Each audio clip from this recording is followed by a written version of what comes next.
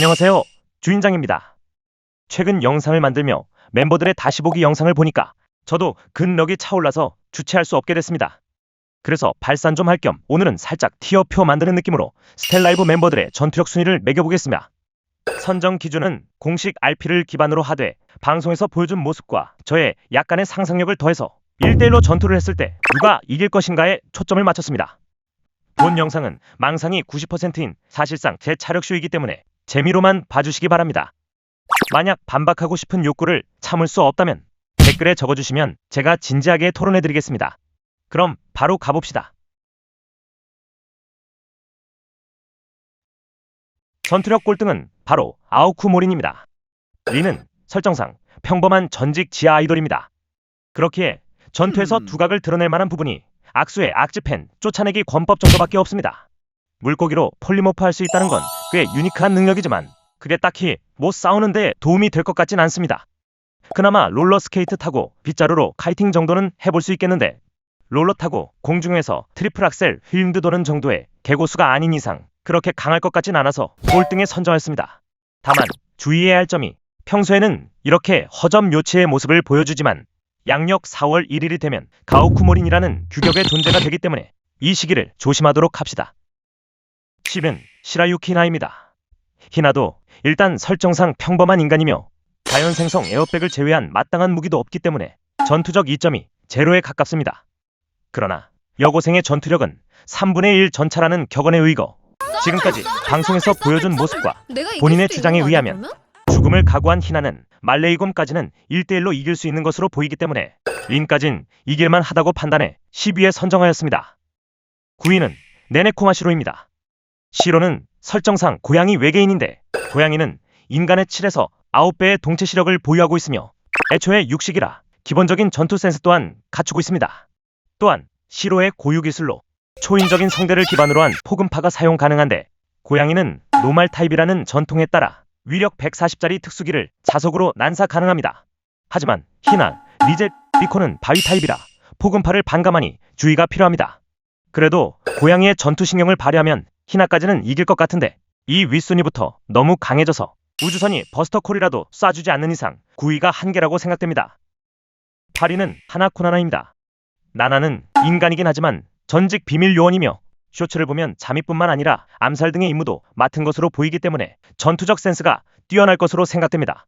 또한 사랑이와 평화라는 훌륭한 대화수단 또한 큰 이점입니다.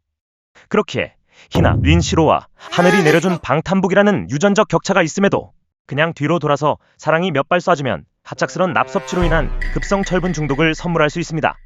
이렇듯 메리트가 충분히 있지만 결국 인간이기 때문에 총알이 통하지 않을 것으로 생각되는 앞으로의 인원들은 이기지 못할 것 같습니다. 7위는 아라하시 탑입니다. 아니, 타비는 전투 관련된 것도 없고 그냥 보물 좀 훔치고 다니는 게 다인데 나나가 이기는 거 아님? 여기서 저희는 타비의 RP를 유심히 살펴봐야 합니다. 여행 중 우연히 알게 된 하늘도시의 보물을 훔쳐 달아났다고 되어 있는데 놀랍게도 이 하늘도시가 바로 칸나가 살던 용궁입니다. 칸나의 설정을 보면 용궁의 부흥을 위해 지상으로 내려왔다고 하는데 이 용궁을 쫄딱 망하게 한 범인이 바로 타비입니다.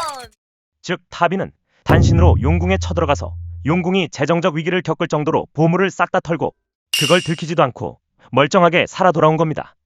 이를 고려했을 때 타비의 피지컬, 특히 속도는 정상적인 인간을 뛰어넘은 것으로 보이며 나나가 쏜 총알 정도는 느려 외치면서 등 뒤로 숨보쓸 것 같습니다. 다만 무기가 맨주먹이기 때문에 꽁쳐놓은 보물 상자에서 천연모라도 꺼내서 휘두르고 다니지 않는 이상 마키 때리는 나오야 정도의 포지션이 될 것 같습니다. 6위는 아야츠 노윤입니다. 일단 말이라는 점에서 피지컬은 먹고 들어갑니다. 게다가 윤희는 유니콘과 페가수스의 혼혈인데 이 둘의 능력을 모두 가지고 있다고 생각해 보겠습니다. 우선 유니콘은 전설의 동물로서 이마의 뿔을 통해 반전술식을 사용할 수 있으며 순수하지 않은 자들에게는 굉장히 난폭한 모습을 보인다고 합니다. 또한 페가수스는 날개를 사용해 하늘을 날 수 있으며 발굽을 내리쳐 샘물을 만들 수 있습니다. 일단 우리 멤버 중에 순수해 보이는 사람은 없으니까 이번은 노네로 치고 1, 3번을 보면 윤희는 발굽차기와 수둔을 이용한 공격이 가능하며 싸우다 다치면 자일까지 가능합니다. 그리고 스토리를 보면 타락할지 순수함을 전해갈지는 윤희의 선택에 맡겨져 있다고 한데 방송 보시면 아시겠지만 화 안 났어! 네, 타락했습니다. 그러니 고결한 생물이라 싸우지 않는다는 상황도 배제 가능합니다. 이렇듯 공격과 방어 모두 능통한 유니가 6위에 랭크됐습니다. 5위는 아카네 리제입니다. 리제는 서큐버스와 뱀파이어의 혼혈입니다. 일단 멤버들은 다 여자니까 서큐버스는 제외해두고, 뱀파이어긴 하지만 흡혈은 딱히 안하고 혈액팩 먹으면서 살기 때문에 흡혈 공격도 제외하겠습니다. 그렇다면 남은 종족적 이점은 강한 근력과 초인적인 맷집인데, 물론 이걸로도 평범한 인간 멤버는 충분히 바꿀 수 있지만 5위에 위치하기엔 조금 부족한 감이 있습니다. 자, 여기서 저희는 이번에 한 유입 설명회를 살펴볼 필요가 있습니다. 리제가 말하길 자신은 종족이 뱀파이어인 것이 RP가 뱀파이어인 것은 아니라고 했습니다. 현재 본인의 공식적인 RP는 천마입니다. 즉 리제는 천마 신공이라는 계지리는 무술을 사용이 가능합니다. 보통 무협에서 천마는 세계관 최강자로 묘사되는 만큼 천마 펀치 몇 번 날려주면 순수 전투력 자체는 윗순위로 나올 리코보다 강할 수 있습니다. 그러나 느행한 성격 때문에 전투에 그리 능통하지는 않을 가능성이 크고, 싸움이 장기전으로 가면 배고파져서 힘이 떨어지기 때문에 이러한 요소들을 종합적으로 판단해서 5위에 배치하였습니다. 4위는 유즈 아리코입니다. 한번 세상을 구한 경험이 있는 용사입니다. 보통 용사는 파티 사냥을 하는 반면에 리코는 그냥 1대1로 마왕 족치고 왔습니다. 건틀릭과 아스파라거스라는 종결급 무기를 보유하고 있으며 드래곤도 3번 정도 토벌한 경험이 있다고 하니 전성기 기준으로는 스텔 전투력 1위일지도 모릅니다. 그러나 RP 스토리를 보면 지구로 넘어온 후 본인을 기억해주는 사람이 줄어들자 힘이 약해져 방송을 시작했다고 하는데, 이를 통해 자신을 기억하는 사람이 많으면 힘이 강해진다는 것을 유추할 수 있습니다.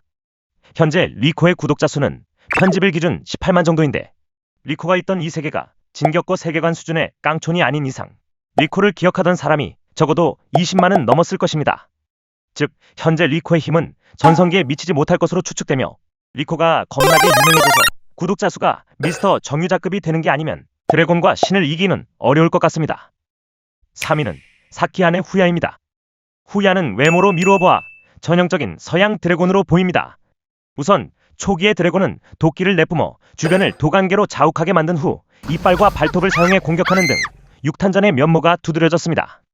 이후 12세기경부터 입에서 브레스를 뿜는다는 묘사 또한 추가되었습니다.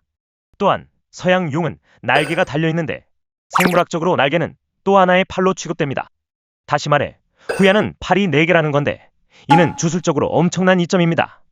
즉 후야는 물리적 전투에서 따라올 자가 거의 없으며, 덤으로 용언과 근력 발산을 통한 정신 공격도 가능합니다. 오랫동안 공허에서 떠돌며 힘을 조금 잃었다 가정해도 아랫순위의 멤버들은 압도적으로 이길 것 같습니다. 다만 서양의 드래곤은 물리적으로 강할 뿐 동양용이나 신처럼 전능한 능력은 없어서 3위에 배치했습니다. 2위는 아이리카나입니다. 후야와는 반대로 전형적인 동양용입니다. 괴물 정도의 취급인 서양 드래곤과 다르게 동양용은 특별한 힘을 가진 영험한 존재로 여겨집니다. 게다가 홀로 시공간을 떠돌던 후야와는 달리 현역으로 뛰던 용궁의 황녀입니다. 이 용궁 사람들이 진짜 인자강인 게 설정상 원래 바닷속에 있다가 모종의 이유로 하늘로 승천한 거거든요. 그니까 용궁 사람들은 해저의 높은 수압을 견디면서 살다가 한순간에 기압차가 엄청난 하늘로 올라갔음에도 적응해서 살고 있는 겁니다.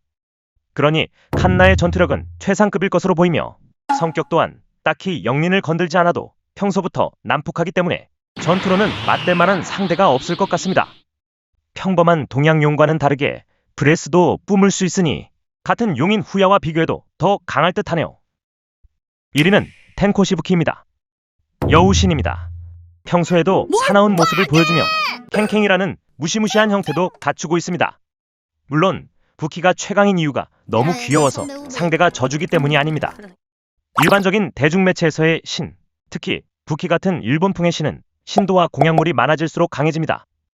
근데 부키의 RP 설정을 보면 1000년 동안 똑같은 삶을 살다가 최근에 게임에 빠져 히키코모리가 됐다고 합니다. 즉 게임에 빠지기 전까지는 신도들을 챙긴 거죠. 심지어 자기들이 모시는 신이 방에 틀어박혀서 블리치 정주행하고 있는데도 곡물 바치러 오는 신도들을 보면 1000년 동안 소원을 들어주든 악으로부터 지켜주든 캥캥이 폼으로 놀아주든 뭘 하긴 했다는 겁니다. 1000년, 2000년이란 시간이 얼마나 긴 시간이냐면 1000년이면 강산이 변하다 못해 EV 진화체보다 많아진 리전폼으로 변검술 조질 수 있으며 서단계가 고개살을 쌈통하게 읊을 수 있고 일화를 기다리던 카구야가 조몬시대 초기에서 전기로 넘어가는 시간입니다. 이 기나긴 시간 동안 부키는 신도들과 소통하며 신앙을 쌓았을 테니 신으로서 부키의 위상은 꽤나 높을 것입니다. 신이라고 해서 무조건 전능한 건 아니다만 클리셰 따라가면 하고 싶은 거 다 할 수 있을 것 같습니다. 얘가 갑자기 어디서 참백도 들고 와서 만에 써도 딱히 이상하지 않을 것 같아요. 싸울 때도 그냥 옆에 삼각대 세워서 방송 켜고 싸우면 이나리들이 치즈 공양할 때마다 더욱 강해질 테니 부키의 전투력은 측정 불가 수준이라고 생각되네요. 영위는 강지입니다. 스텔라이브 오너이자 현재 안산시를 지배하에 두고 있는 명명백백한 안산의 왕입니다. 지금까지 나온 모든 초월적 멤버들이 강지에게는 고분고분한 것으로 보아 이미 주령 조수를 통해 특급 주령들 조복에 성공한 것으로 예상됩니다. 아직은 안산시 하나만 지배 대상으로 삼고 있는데 마음만 먹으면 단독으로 국가 전복까진 가능할 듯합니다. 기본적인 신체 능력 또한 피지컬 기프티드급이니 안산시를 걷다가 갑자기 살기가 느껴진다면 그 즉시 눈 깔고 도망가시길 바랍니다. 다만 최근엔 지켜야 할 것들이 많아져서인지 성격이 유해지신 감이 있습니다. 번외로 준영님입니다. 최하위에 두겠습니다. 고생이 많습니다. 이렇게 스텔라이브 전투력 순위를 알아보았습니다. 신나서 말하다가 뇌절친 감이 좀 있는데 재미있게 보셨으면 그걸로 오케이입니다. 처음에 말했듯이 설정을 제외하면 전부 제 뇌피셜이기 때문에 재미로만 봐주시기 바라며 전 다른 영상으로 찾아뵙겠습니다. 감사합니다.